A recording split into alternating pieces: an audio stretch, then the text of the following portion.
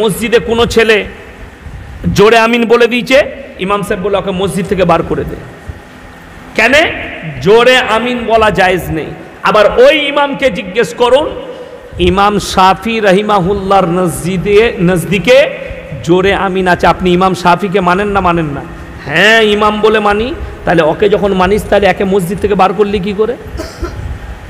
তুমি বুঝিয়ে বলতে পারো যে ভাই জোরে আমিন বলো না, হাদিসে আমার কাছে আছে, হাদিসের দলিল আছে, তুমি আস্তে আমিন বলবে, এইটা আলাদা বিষয়। কিন্তু বড় কষ্ট লাগে, দুঃখ লাগে যে আমরা না বুঝে নিজেদের মধ্যে দ্বন্দ্ব করি। ফিতনা কেউ করবেন না, জোরে বলুন ইনশাআল্লাহ। ফিতনা কেন করবে? ফিতনা হচ্ছে বড় গুনাহ, বড় পাপ। যত নরম করবেন, যত সোজা করবেন, তত আপনার কাজ, তত মঙ্গল হবে। আল্লাহর হাবিব সাল্লাল্লাহু আলাইহি সাল্লাম কোনোদিন দ্বন্দ্ব করেননি। আল্লাহর হাবিব সাল্লাল্লাহু আলাইহি সাল্লাম মহব্বতের সঙ্গে ইসলাম প্রচার করেছে। তোমরা মুমিন, নবীজির হাদিস, মুমিন ততক্ষণ পর্যন্ত হতে পারবেন না যতক্ষণ পর্যন্ত তোমার কাছ থেকে তোমার প্রতিবেশী সুরক্ষিত নয়। আপনার পাশে যে বাস করে তাকে সুরক্ষা পেতে হবে।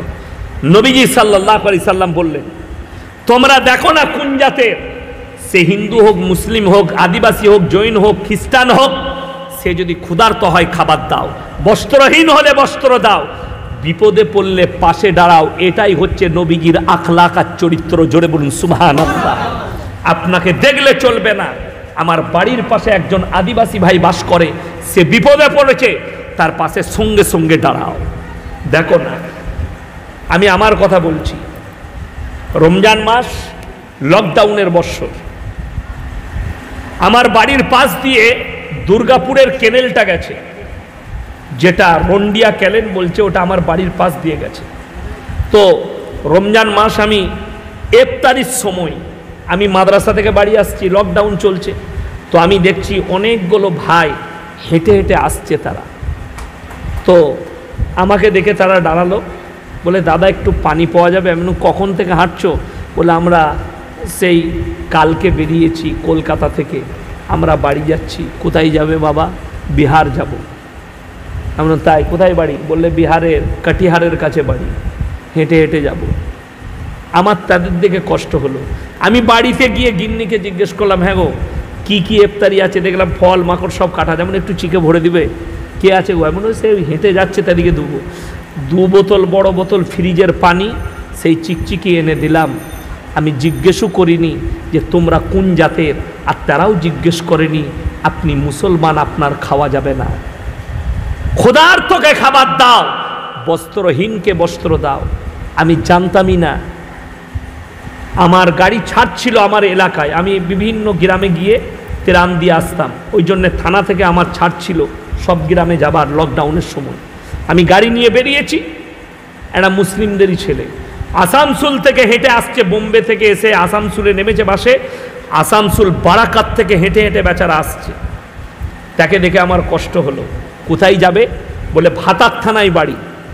তাকে আমার গাড়িতে চাপালাম, আমি আমার শ্বশুর গ্রাম পর্যন্ত গেলাম রং রুটে।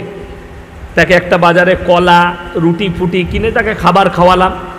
নিয়ে গিয়ে সেই গ্রামে, আমার শ্বশুর গ্রামে আমার ছাত্র ইমাম, তো তাকে বললাম যে ইয়ে থাকবে, খানা খাইয়ে একে টোটো ভাড়া করে দিবে, একে নিয়ে গিয়ে ওই ভাতার থানার আগে ওই মোড়টাই পৌঁছে দিবে। তাকে পৌঁছে দিয়েছে, সে বাড়ি চলে গেছে। সে বেচারা আমার নম্বর অনেক খুঁজেছে পরে মুম্বাইয়ে গিয়ে। কদিন আগে আমাকে ফোন করেছিল, হুজুর আপনি আমাকে চিনতে পেরেছেন? আমি বললাম না। কতজন ফোন করছে? বলে আমি হচ্ছি সেই ছেলেটা যাকে আপনি গাড়ি করে নিয়ে ভাতার থানায় পৌঁছে দিয়েছিলেন, আমার হেল্প করেছিলেন, আমি আজও ভুলিনি। আপনার নম্বর অনেক খুঁজেছি। আমি বললাম নম্বর খুঁজে লাভ নাই, তুমি আমাকে দোয়া দিবে, এটাই আমার জন্য যথেষ্ট। তুমি দোয়া করবে। আমার ভাই, মানুষের হেল্প করবেন, কোন জাতের লয়। আমি গুজরাট থেকে সফর করে ফিরছিলাম শতাব্দী এক্সপ্রেসে মুম্বাই থেকে ফ্লাইট ছিল আমার। আমি শতাব্দীতে চেপেছি নাওসারি বলে স্টেশনে। চাপার পরেই আমি বসে আছি ট্রেনে, আর একটা স্টেশনে একজন ভদ্র মহিলা চাপলো হিন্দুদের, তার কাছে অনেকগুলো লাগেজ আছে। তো অনেকগুলো হিন্দু যুবকও বসে আছে, ইয়ং ছেলে, তাদেরকে বলছে ভাইয়া মেরা সামান থোড়া উঠা দো।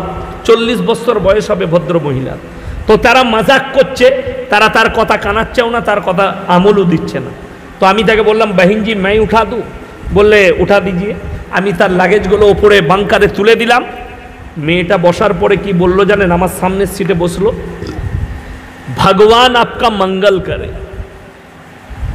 সে তার ভগবানকে বলেছে, আমি জানি এটা আমার আল্লাহ শুনতে পেয়েছি, এর বদলা আমাকে আল্লাহ দিবে। আমি এই নিয়তে তার হেল্প করেছি, এই নিয়তে।